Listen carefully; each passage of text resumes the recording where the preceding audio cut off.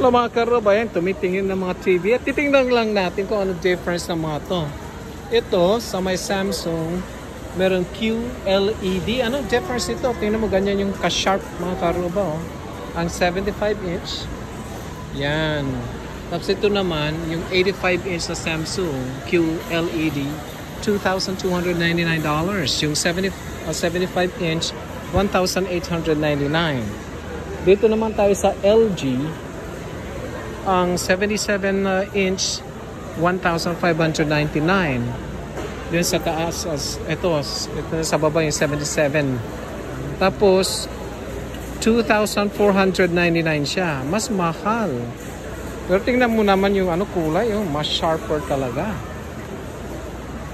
Mas sharper siya. At meron din, ayan, $2,499. Nandito din yung mga ibang LG 75-inch, $1,299. Mas mura siya. So itong 85-inch, $2,199 mga karoba. Na sharp din siya, no? Ito pero Sony siya.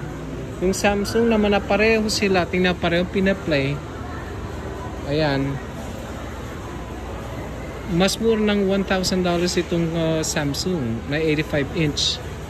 Pero pag napansin namin mga karuba, napansin ko, ito mas sharper yung color ng Sony na 85-inch kesa dun sa Samsung. No wonder mas mahal ito ng $1,000. So $2,199 siya.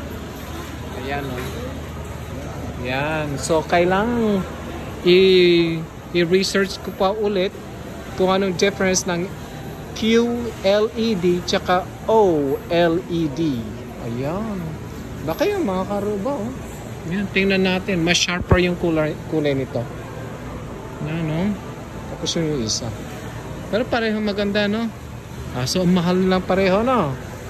Ayan, ito parang halos doble na nung presyo nung bagong bili namin na LED namin. Yung bagong labas noon na LED TV.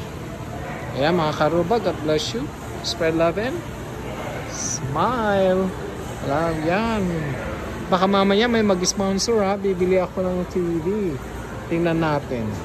Baka meron mabuting soul dyan. Nasasabihin, oh Mr. Kabutay, I'm going to buy the TV for you. Ang ganda oh. Tingnan mo ito. $2,499 mga karuba oh. Yung OLED. Ito yung LG. Now. Sobra, oh. Ang galing. Ang ganda, no? Wow. Nasaan si karuba natin? Wala na si karuba natin. Chiano, oh. Nabisi na sa pagkain. Hi! She took a nap in the vehicle. Kaya yan, parang bagong gising ang anak ko, mga karuba. Yan. Ito naman yung QLED ng Samsung. $2,299. Yan.